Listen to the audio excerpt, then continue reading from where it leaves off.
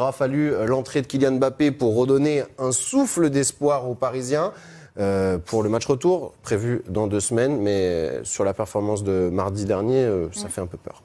Grand témoin, vous l'avez été. Oui. Vous avez commenté cette rencontre, cette défaite parisienne. Vous avez aussi commenté ce match complètement fou entre Liverpool et le Real Madrid. Oui. Insubmersible, Real Madrid quand même mené 2-0 et qui finalement s'impose 5-2 à l'extérieur. Ce qui change par rapport à la saison dernière, parce que c'est pas leur coup d'essai, ils en sont pas à leur coup d'essai, les Madrilènes. Il y a eu Paris l'année dernière, il y a eu Chelsea, il y a eu Manchester City.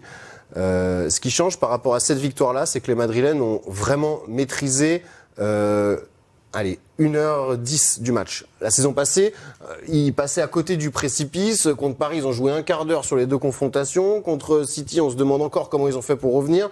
Tandis que là, passé ce quart d'heure où ils ont pris la tempête dans un Anfield qu'on a rarement vu comme ça pour un match de Ligue des Champions, ils ont largement dominé les joueurs de Jürgen Klopp. Karim Benzema, entré en jeu, a fait toute la différence. Et on a vu un Real tout en maîtrise en deuxième période. C'est ça qui donne peut-être l'espoir pour les supporters madrilènes d'aller jusqu'à la 15e en fin de saison. Ce serait celui qui rend la mission impossible pour les Reds pour ce match retour, c'est quand même Karim Benzema. Il n'avait toujours pas débloqué son compteur en Ligue des Champions. C'était assez étonnant d'ailleurs, oui, parce qu'il est en forme, auteur des 4e et 5e buts. Oui. C'est comme ça qu'il avait remporté son ballon d'or. Oui, l'année dernière, il avait été décisif non seulement dans les phases de poule, mais surtout dans les phases d'élimination directe. On se souvient de son triplé contre le PSG, on se souvient de son triplé à Chelsea, décisif aussi contre Manchester City. Là, il arrive au meilleur des moments, là où on l'attend finalement. C'est là où les grands joueurs doivent faire la différence dans les grands matchs. Karim Benzema, il est très souvent absent dans ce genre de confrontation et il a encore réalisé une très très grosse deuxième période. Il a inscrit 2 buts, ses 2 premiers, vous l'avez dit. Voilà, le Real est lancé. Le Real est lancé, le PSG, vous l'avez dit, en revanche, va devoir se rattraper le 8 mars prochain, qui s'en sort bien avec cette défaite 1-0 contre le Bayern et qui est en opération séduction. Sachez que le PSG ouvre ses portes pour son entraînement demain au Parc des Princes, ouvre ses portes aux médias et au public. Ça sera à suivre en direct sur InfoSport Plus à partir de 17h30. Payant pour les, pendant 1 heure. Les supporters qui ne sont pas abonnés. Payant, mais reversé à une association. Ouais, voilà. Et c'est vrai qu'on s'est peut-être enflammé du fait que Liverpool joue à la maison avec l'apport du public et avait fait une bonne première période, mais il y a 2 éléments. Une équipe fragile psychologiquement, qui n'est pas forcément dans sa meilleure période, et on peut le voir, une occasion de passer à 3-1, et non, c'est 2-2. Ce qui fait que rentrons au vestiaire, tu es à égalité alors que tu devais mener par rapport à la physionomie du match. Et je pense que une équipe très Madrid sait ce qu'il faut. Madrid est au contrôle. On l'a vu et je vais te le dire. Depuis en haut, j'ai vu 2 choses qui étaient très intéressantes. Quand Madrid était mené 2-0, Ancelotti n'a jamais paniqué. Il a gardé son plan. Il a donné 2-3 indications qui ont fait un changement assez radical dans la manière dont le Madrid a après réagi. Mais il y a une autre chose que moi je trouve tout autant respectable et franchement 5-2 pour Madrid. Vinicius à la 72e minute, il y a un petit pont ici. Il le reprend. Et ça démontre l'exigence et l'humilité qu'un club comme le Real Madrid a pour atteindre ces objectifs-là. 72e, c'est à 20 minutes de la fin, je plaisante avec toi. Est-ce que vous êtes d'accord avec ça au poste commentateur, Eric Dimeco, Jérôme Sillon? Finalement, ce Real Madrid-là, que je croyais perdu, noyé sur ce terrain glissant qu'il n'aimait pas, d'après Jo, n'a jamais vraiment paniqué.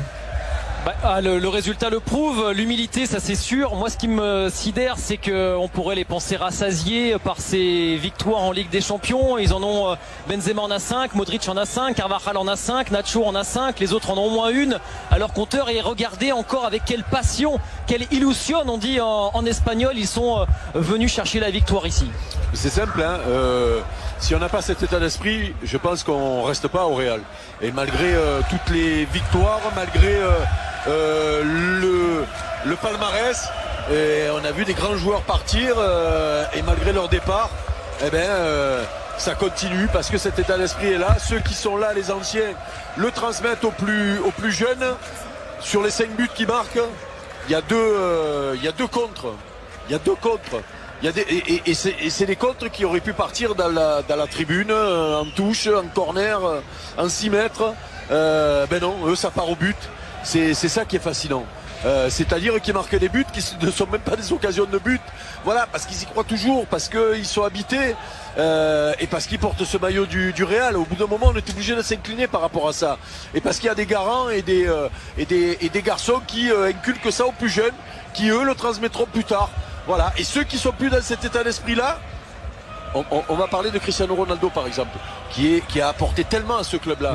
Mais à un moment donné, non, on n'est pas plus fort que l'institution. On boude après une finale parce qu'on n'a pas marqué alors que le club a gagné. Eh ben, tu n'es plus dans l'état d'esprit. Et peut-être que quand il part, c'est ça, dans la tête des dirigeants du Real. Pourtant, Ronaldo était grand. Mais non, on n'est pas plus grand que le Real. Eh ben non, on n'est plus dans le bon état d'esprit. Et malgré tout ce qu'on a donné, allez, et derrière Benzema devient énorme. Devient le garant de ce jeu-là. Et c'est lui qui va faire gagner l'an dernier. Et là, il y a des petits jeunes là qui arrivent, les Camavinga, les Chouameni, il y en a d'autres. Oui, et puis Vinicius, on en reparlera dans le débrief, qui est en train de prendre le relais. Exactement. Messieurs, en marge de la rencontre, ou en tout cas dans le stade, on était dans nos petits souliers, nous, côté français, parce que vous vous souvenez des incidents au Stade de France. Eh bien, il y a eu des banderoles. Il y a eu des banderoles pendant ce match, avec une image notamment du président de l'UEFA, où aussi c'est né de Pinocchio pour Madame la ministre Amélie Oudéa-Castéra et Gérald Darmanin. En français dans le texte, menteur, et également Séphérine avec monsieur Martin Callen, qui est le président des événements du marketing de l'UEFA. L'UEFA avait dit non, on ne peut pas incomber la faute aux supporters de Liverpool. Non, on ne peut pas du tout leur incomber la faute, alors que les supporters madrilènes sont encore là, seront accueillis dehors. Moi je dis tu parles bien, moi ça tranquille. Donc dans cette vidéo on va être sérieux. On va parler sérieusement. On va parler de Karim. Il y en a qui commencent à se dire que il devrait revenir en équipe de France. Mais moi je dis, moi je le sais, on le sait, nous-mêmes on veut le revoir en équipe de France. Et je pense que demain, s'il y a un changement de sélectionneur, et si on a peur en équipe de France, lui il revient. Le mec il a l'habitude de revenir dans les matchs, il a l'habitude de faire des remontadas. Sa vie c'est une remontada, c'est des quartiers de Lyon et tout, il a réussi à monter, aller au plus haut niveau. Donc des remontadas dans des matchs et tout, ça lui fait pas peur. Il a déjà fait des remontadas et revenu en équipe de France. Donc pour moi, il reviendra en équipe de France. Mais le problème, c'est que quand le sélectionneur a une dent contre toi, le mec il refait ses dents, mais il a encore une dent contre toi, il a une dent quelque part, toi. Parce que quand tu refais tes dents, on te donne tes anciennes dents, et il a peut-être dû les jeter, mais on en a gardé une. Il a une dent contre toi, qu'est-ce que tu peux faire? Dis-moi, qu'est-ce que tu peux faire? Quand t'es là, ton rêve, c'était de jouer la Coupe du Monde, et on t'empêche de jouer la Coupe du Monde, qu'est-ce que toi tu peux faire? Dis-moi, qu'est-ce que tu peux faire? Comment tu peux réagir? Quand tous ceux qui étaient là-bas, qui étaient avec toi, étaient des hypocrites, qu'est-ce que tu peux faire? Comment tu peux réagir? Est-ce que tu peux revenir? Parce que après, tu vois, après la Coupe du Monde et tout, ils ont tous une follow. À part Mbappé, Thuram, Kamavinga et Tchouaméni, ils ont tous une follow. Mais c'est normal. Mais c'est normal parce que déjà le mec, c'est pas un suiveur, il va pas commencer à follow, à suivre toute la terre entière. Non, lui ce qu'il fait, c'est il prend le ballon, même le ballon sur le terrain, il le suit. Tu vas pas commencer à suivre les gens n'importe comment, voilà. Et ensuite, si des mecs sont hypocrites comme ça, des mecs sont faux, alors que tu as gagné le ballon d'or, alors que tu as prouvé que tu étais le meilleur l'année dernière, alors que certains t'ont félicité en public aussi, en public, faut dire la vérité, toi. Ils mettent un message sur les réseaux, mais tu dis que derrière, en fait, ils avaient la haine, ils avaient la jalousie. C'est ça ce que tu dis. Qu'ils ont formé un petit clan. Tu vois, dans ce clan, il y avait un mec qui avait une teinture rose à 30 ans. C'est un peu un manque de maturité, c'est un peu de la jalousie. Si tu as une teinture rose à 30 ans, c'est une pathologie que tu as. Non, c'est très sérieux ce que tu as dans la tête. Non mais vraiment. T'es un gamin encore, des mecs comme ça, des mecs comme Hugo Lloris. C'est ça, les mecs qui parlent jamais. Mais faire attention aux ceux qui parlent jamais. Quand ils parlent jamais, c'est qu'ils se réunissent en groupe pour essayer de parler. C'est ça en fait. Mais des mecs qui n'ont pas réussi à régler leurs différends avec toi d'homme à homme. Parce que ce ne sont pas des hommes. C'est tout. Ça, c'est un comportement de gamin. Ce ne sont pas des hommes, ce sont des garçons. De mecs comme ça, comment tu veux revenir? Et les pires, c'est même pas en fonction des performances. C'est en fonction des affinités qu'ils ont avec le sélectionneur. Tu peux être mauvais, mais si tu t'entends bien avec l'autre, t'es pris. C'est même plus l'équipe de France. C'est les pattes de France. Tu t'entendais bien avec les deux papis. Bon, il y en a un qui est parti parce qu'il a dérapé. Mais l'autre qui est toujours là. Tu t'entendais bien avec lui. Tu restes en équipe de France. Non mais c'était n'importe quoi. Il y a quelques-uns qui sont partis, il y a en tout cas Hugo Lloris qui est parti. Je veux le dire à un moment donné, la chance de l'autre là, parce qu'ils sont sa tactique comptait sur la chance. Mais à un moment donné, ta chance elle va tourner. Donc elle a tourné en finale de la Coupe du Monde avec un Benzema, tout le monde le sait. Et toi-même, tu le sais, ça ne doit pas te faire du bien des fois les nuits. Tout le monde le sait, tu l'aurais gagné.